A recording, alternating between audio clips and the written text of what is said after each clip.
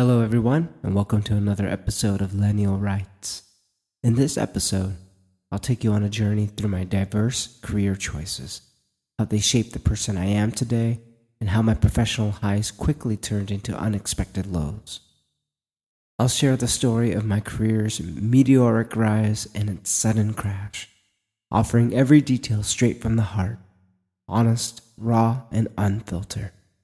Are you ready to step into my world and uncover the stories that define lineal rights? If so, buckle up. It's time to dive in.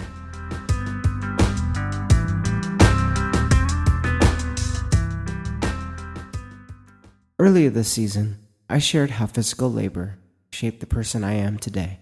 From my lawn mowing and edge trimming days to working as a dishwasher and selling movie tickets at the concession stand. Each job taught me the value of hard work and dedication. When I enlisted in the Air Force, I entered a completely new world. For an introvert like me, it was nothing short of hell. There was no personal space or alone time. Every waking and sleeping hour, I was surrounded by people, my flight squadron. When I arrived at Spangdahlem Air Base, I had one simple task to get right, and had managed to mess it up in my first week. I was scheduled to report for duty at 0900 hours the next day, but jet lag got the best of me. I overslept by an hour, and the next thing I knew, my first sergeant was pounding on the door, calling my name, and yelling for me to wake up. Half asleep, I stumbled to the door and opened it. The sergeant was in full drill mode, yelling at my groggy, half-awake face, and all I could do was nod and mumble my acknowledgement. I'm not sure how I managed to throw on my uniform and get over to the dining facility, but that was the last time I was ever late. My first sergeant taught me a lesson that I still practice to this day. To be early is on time, and to be on time is to be late. Being punctual doesn't just mean showing up at the exact time you're scheduled. It means preparing yourself beforehand and making every effort to arrive 10 to 15 minutes early. That's true punctuality, and it's a principle I've carried with me ever since.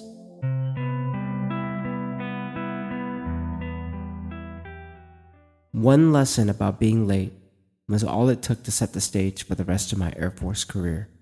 From that moment, I quickly learned how to follow orders to the letter without deviation, a skill that paid off when I was promoted to night shift supervisor at just 19 years old after my entire squadron deployed. It was a monumental task, but it became a defining moment in my journey. Stepping into a leadership role at such a young age helped me build rapport with my commander and other leaders. It also earned me outstanding performance evaluations. You could say I became the poster boy for what an outstanding airman looked like. This recognition opened doors for more opportunities to lead, learn, and grow my skills. But I didn't stop there. I got involved with the base chapel, volunteered with Airmen Against Drunk Driving, and fully embraced the importance of community. Looking back, it was the friendships, camaraderie, and strong relationships I built that helped me navigate my 4 years in the Air Force. Community wasn't just a support system, it was the foundation that carried me through.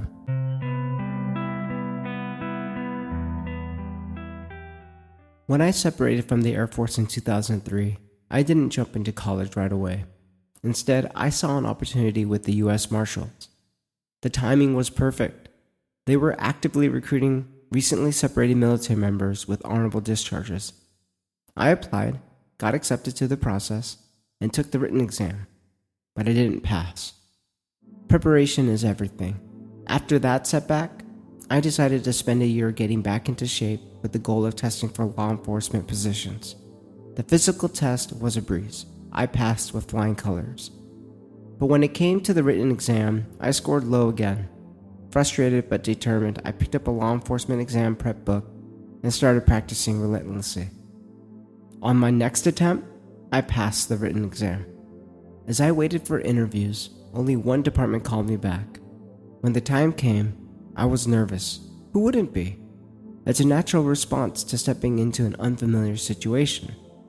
I tried to calm myself by reminding myself of my Air Force experience. You've got this, I told myself. If you can handle the military, you can handle this. The panel interview was intense and far different from what I expected. It was a nonstop barrage of questions and scenarios. By the end, my mind was completely drained. I had nothing left. The experience was challenging, but it also taught me the importance of resilience and preparation when pursuing something you truly want.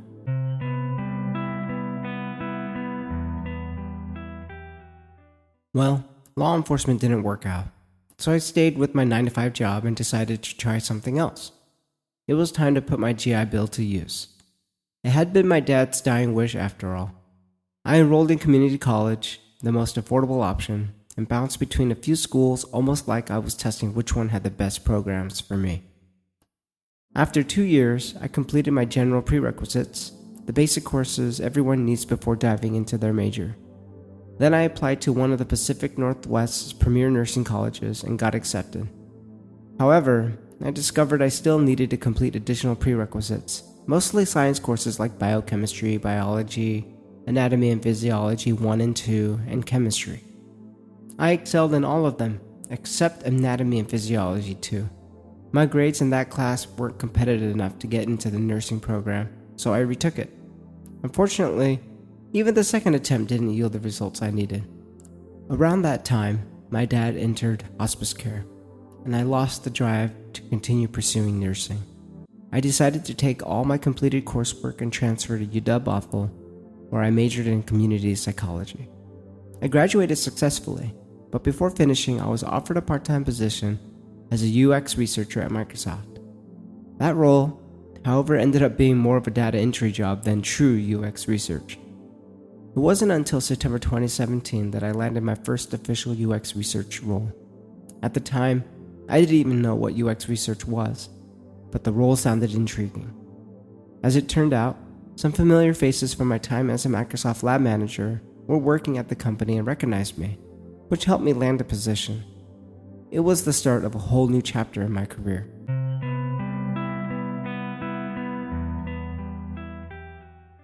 The past 7 years of my life as a UX researcher have been an incredible journey. I truly loved the role and the opportunities it offered for growth and development, no matter where I worked or who I worked with. In February 2024, I was laid off, and it's been nearly a year since then. Despite the challenges and fierce competition in the field, my passion for UX research remains as strong as ever. While the job hunt has been tough, I'm grateful for this time of rest, a chance to recharge, reflect, and keep pursuing opportunities. Life isn't always sunny days and smooth sailing. It's the challenges along with my diverse experiences that have shaped the person I am today, and for that, I'm thankful. Thank you for tuning into my podcast. Want to connect with me on a deeper level? Here's your chance. By donating to support the podcast, you'll receive a signed copy of my book, The Undoing of July Park. A $25 donation gets you a signed paperback, and for $45, you'll receive a signed hardcover. This is my way of saying thank you for your incredible support. You'll find a donation link on your podcast platform, and I'll also include my PayPal information in the podcast description. Thank you so much for listening, and I hope you'll join me again for more of Lineal Rights.